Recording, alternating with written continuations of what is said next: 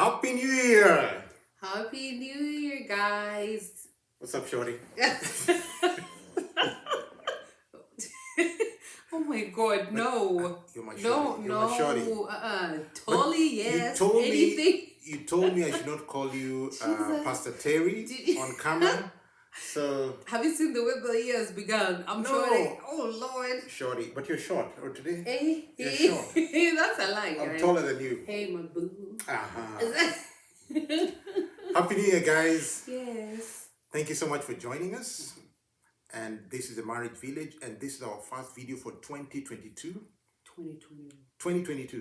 2022. Oh, no, we're told the lawyers are saying, really? Yeah, we come from the western part of our country, Kenya, and we're saying New Year's this year. We're avoiding to say 2022 because we're going to see some things. Do. Happy New Year, guys! If you're new to our channel, subscribe, like, and share. If you're returning, thank you for the love.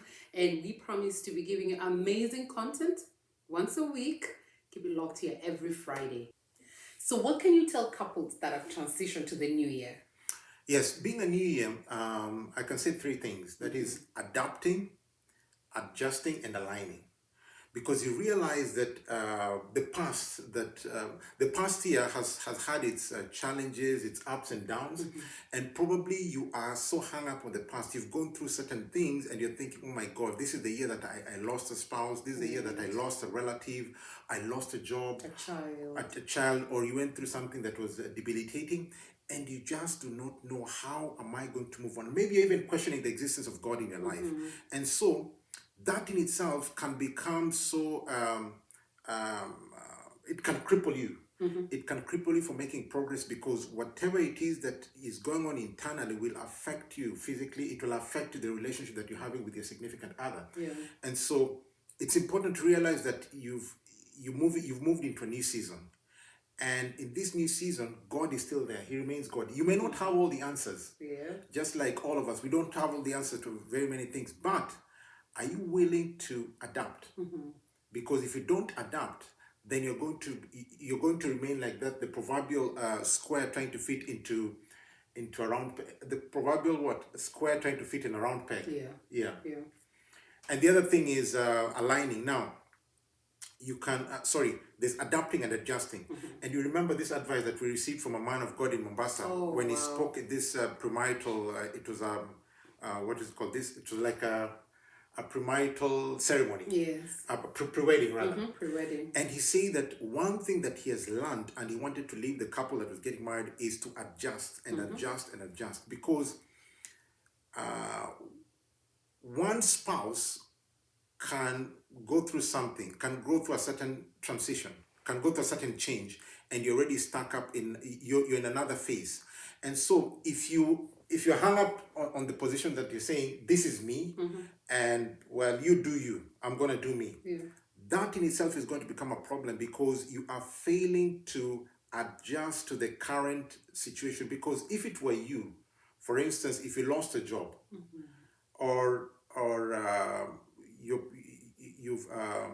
you're going through an illness, and your spouse decided to say, by the way, you deal with your stuff, I'm going to deal with myself, how would you feel?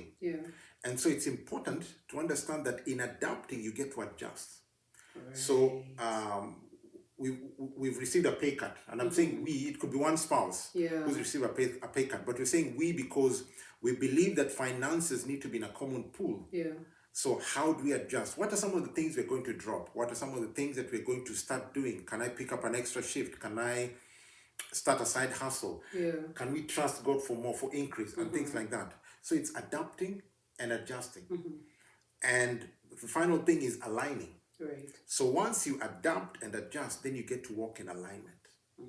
Now, many of us want to walk in alignment, but we don't want to walk through adapting and adjusting, because that's a process. And it's a process that is painful. It's a process that's uncomfortable, but it is possible.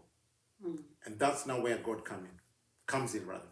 But what's your space as a spouse when it comes to, because many times we say, God will do it, and we kind of shrug our shoulders or throw our hands and just leave it to God, like sort it out. But what are some of the practical steps a spouse can do in order to align, in order to adjust, in order to adapt? Number one is communication. Yeah, you realize even in our own marriage, sometimes when we've had challenges, is that I assume something. Yeah. I could see you going through something, a certain change in your life, and I make mental adjustments. Right. But I fail to communicate. And so when you're going through such a thing, you're also thinking, my husband can see me going through something else, but can't he adapt? Can't he adjust? And so we fail to communicate, and in so doing, you find that friction occurs. And so communicate and begin saying, this is what I'm feeling, this is what I'm experiencing, or how can I be of help? What are some of the things, what would you like me to pick up? How can I serve you? Which is something that couples need to learn, keep on learning rather. How can I be of service to you? And in so doing, you alleviate some of the things that could be misconstrued, because communication is both verbal and nonverbal. That's true. Communication is intentional and assumed. So communicate. Yeah. Right. So we want to know from you, we want to hear from you, what are some of the things that are so hard you've not been able to let go, or something you've seen other couples struggling with? And just say a word. Let us know what are some of those things that you find this one is just a bit too hard for me to move on, and I don't know how to go about it. Right. Very, very true. It's important, number one, to understand that God always wants to do something different in every season. Yeah. Now, this is where it becomes tricky, because when you talk about something different or something new, when you hear me telling you, let's go to the mall to buy something new, what comes to mind? All right, shoes. God. All right, God. Carnality. I mean, you asked me, what does that mean? That means shoes. I'm saying something new. Okay, fine. Okay. Shoes. But what's the feeling that comes to your mind? Oh, beautiful. Beautiful. I mean, I'm excited. I'm looking forward to that surprise, that gift. Exactly, because it's something new. Yeah. It's something different. But then understand, that is our simplistic way of thinking. Sometimes when God is doing something that's new, it could be something that's different. Right. And something different might be good for you, but it might be uncomfortable. Yeah. And that's where the process comes in. So you're in a new year, and God wants to elevate you, or God wants you to grow in a certain area. Yeah. But He knows very well that in your current state, you cannot fit into that new season. Right. So He wants you to do something that's different, that's uncomfortable. He wants you to go through a stretch of lack. Right. Sometimes some of us are going to begin the year with lack. And so you might be thinking, God, but last year we had a lot of plenty. We had a lot. We're going through a season of plenty during the holidays, etc. Why are we experiencing lack? And so realizing that the wilderness and the desert that you are going through is not there to kill you, but to stretch you is extremely important. That's so true. And it becomes beautiful when the two of you are going through it as a couple. Yeah. And that's where it is so hard. Because at times, I think our finger is it's quick to point the other person, which is really what happens even in the Bible when it talks about removing the speck from another's eyes and you leave the log in yours. Yeah. I think we're very quick. It's easy to see your spouse's problem, something that you don't appreciate in your spouse, but then you forget about you. And I think one of the I've heard this spoken about severally, this illustration where there's no way you can get the bigger gift until you know what to do with the smaller gift, which is basically saying don't